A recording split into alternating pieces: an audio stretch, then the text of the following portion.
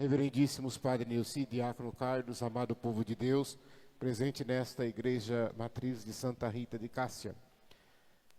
Hoje nós vemos na profecia de Ezequiel que Deus não se satisfaz com a morte dos maus. Deus não quer que aqueles que praticam o mal sejam condenados. Na verdade, Ele quer que eles se convertam, que eles possam se arrepender do mal que fizeram e que possam, a partir de então, fazer o bem. Por isso que nesse tempo da Quaresma nós falamos que é o tempo de conversão, é o tempo de arrepender-se, é o tempo de voltar-se com o coração para Deus.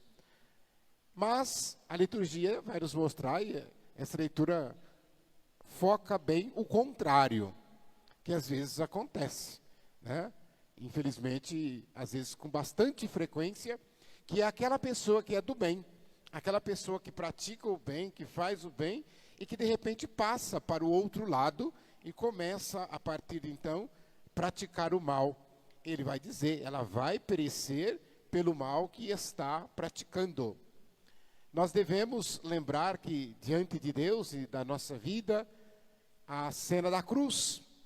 Na cena da cruz, nós vemos que aquele ladrão talvez tivesse a vida inteira roubado, praticado mal, mas ele se arrependeu no último instante e por isso obteve de Deus a misericórdia. Então, não vamos usar aquele discurso que muitos usam, já está tudo perdido mesmo. Não, diante de Deus não há perdido. Sempre é hora, sempre é tempo de reconciliar-se.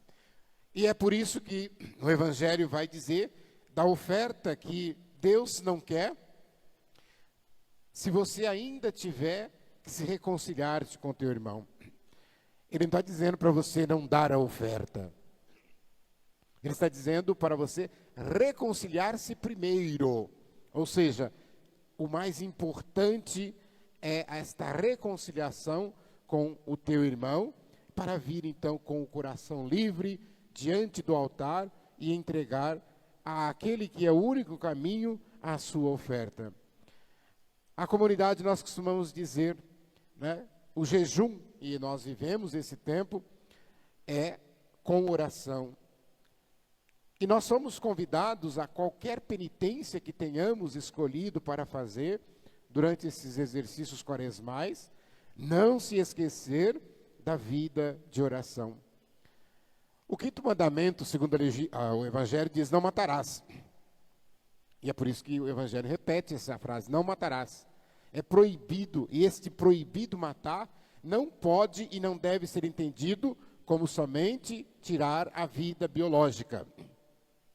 Senão nós vamos ficar imaginando que só é homicida, só comete esse pecado aquele que deu um tiro, aquele que enfiou uma faca e matou, ou deu um veneno para o outro e matou. Não. Atenta contra a vida. Esse atentado contra a vida, ele pode ser de diversas outras formas, que a gente pode dizer assim, que acabam matando até a pessoa, seja lá do que for, mas com o seu proceder, você acaba fazendo com que a pessoa perca até a vontade de viver. Às vezes, o proceder de alguém pode levar o outro às doenças, levar o outro à morte. E o que dizer então da exclusão social, da mentira, da injúria? Vocês já pararam para pensar que a mentira é causa de muita morte? A calúnia é causa de muita morte? E você é culpado dessa morte, não tem como sair, né? Você inventou uma mentira contra alguém porque não gostava da pessoa, ou porque queria prejudicar a pessoa, ou porque queria levar vantagem, e esta sua mentira acabou levando aquela pessoa à morte. Alguém poderia dizer, mas como? Isso é impossível. Não, é muito simples. Quando nós falamos de calúnia, por exemplo, né, alguém que inventa uma calúnia de um furto, de um roubo, de um adultério. No adultério, por exemplo, de repente o marido ou a mulher acaba matando um ou outro. Você tem culpa nessa morte, porque você espalhou a mentira, você espalhou a calúnia. Olha quantas vezes pecado a gente está vendo aí pela rede social, e às vezes nós acabamos entrando, não podemos dizer de gaiato, né, mas entrando. Eu vou curtir, eu vou compartilhar. Você não sabe se aquilo é verdade, você não sabe, você nem conhece as pessoas. Deixa, não se manifeste. O apóstolo Tiago, ele nos ensina a refrear a língua.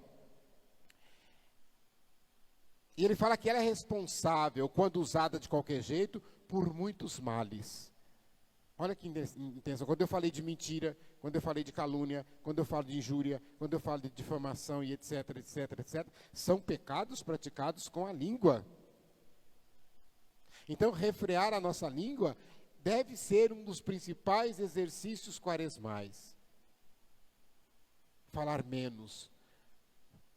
Observar mais o silêncio.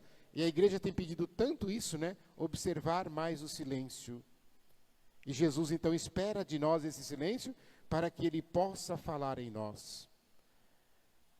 Quanto à validade do Antigo Testamento em relação ao Novo, Jesus deixou muito claro que um não abole o outro, mas ele se completa, ele complementa, ele é resultado. É como a semente em relação à flor, o fruto em relação à flor. Não é a flor e nem o fruto, mas é a flor e o fruto que contém toda a essência daquela semente. Então, a gente, quando olha para a Sagrada Escritura, nós devemos olhar com este pensamento. Porque é muito comum, às vezes, a gente não olhar com isso, a gente achar que tudo que está no Antigo Testamento não tem mais valor nenhum. Ou querer fazer a leitura do Antigo Testamento somente sem interpretá-la de maneira correta e completar com o Novo Testamento, que é a revelação do Antigo. Por que eu estou dizendo isso? Porque quando nós olhamos para essa leitura, muita gente diz, mas isso aí era para aquela época, isso aqui não é... Mas eu preciso contextualizar tudo quanto eu leio. Então, quando Jesus fala da união dele com o Pai, ele está nos convidando também a nos unir com o Pai, a ter esta comunhão com Deus. E ele vai dizer que é inútil aspirar à comunhão com Deus se eu não tiver comunhão com o irmão. E isso vai ficar muito claro nas palavras de Jesus, justamente no Novo Testamento, onde se encontram os evangelhos. Porque Jesus veio para mostrar esse rosto misericordioso de Deus. Então, ao sairmos da igreja, devemos viver aquilo que viemos aqui celebrar. Da mesma forma, quando aqui entramos, nós viemos celebrar aquilo que nós vivemos. Então, há de se perguntar, quando alguém sai da igreja com ódio, para viver guerra lá fora, já sai da igreja maquinando coisa errada para fazer durante o dia. Então, essas pessoas há que aproveitar este tempo, fazer esta reflexão que a palavra diz hoje, antes que seja tarde. Se nós fomos prejudicados, rezemos para que as cicatrizes, as recordações dolorosas, não sejam motivo de alimento para o nosso ódio, para a raiva, para a ira. Mas sim que elas possam ser curadas pela graça do perdão. E é por isso que o salmista nos ensina, se levardes em conta nossas faltas, e é uma pergunta que a gente faz. Se Deus olhasse para os nossos pecados, quem de nós se salvaria? Olha, isso é muito sério. Se levar em conta nossas faltas, quem vai subsistir? E nós sabemos o tanto quanto erramos. Nós sabemos o tanto quanto deveríamos ser melhor diante de Deus, da sua igreja.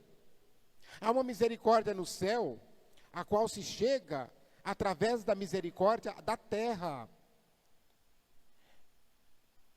E há dois tipos de esmola, uma boa e outra melhor. Uma consiste em dar pão aos pobres, a outra consiste em dar perdão aos irmãos, perdão àquele que pecou contra ti. Sozinho não conseguimos isso? Peçamos a ajuda do Senhor para que possamos perdoar uns aos outros. Para que cheguemos diante do Senhor. Não deixemos faltar em nós a matéria-prima do perdão. E que matéria-prima é essa? Senão o abastecer-se com a Eucaristia, o abastecer-se com a palavra, o estar nesta comunhão com a igreja, estaremos sim preparados. A gente diz assim, não tem combustível sem fogo. Sem combustível, melhor dizendo, não existe fogo. O fogo só existe porque ele é alimentado. Então, é preciso cera para que a vela fique acesa, senão ela apaga. Então, Deus é como um fogo que destrói o nosso pecado. E Ele está sempre disposto a nos perdoar.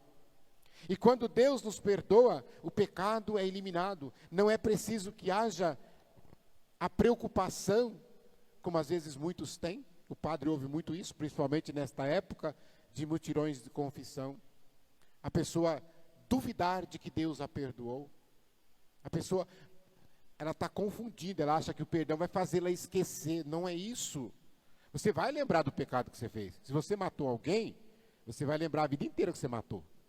Mas você confessar arrependido, você obtém o perdão deste pecado. É claro que a gente fala assim, é para isso que existem indulgências, e nós estamos no Ano Santo falando de indulgências, porque é para reparar as penas do pecado. É por isso que existe penitência na confissão. Imagine vocês, alguém furtou uma bicicleta, aí fala assim, lá no fórum diante do juiz, eu estou arrependido. Está arrependido? Então devolve a bicicleta. Não adianta arrepender se não devolver a bicicleta. Mas o juiz vai me condenar a 6 meses de prisão. É a pena. O dono da bicicleta pode ter perdoado o seu furto, mas você vai ficar na cadeia, você vai pagar o que você fez.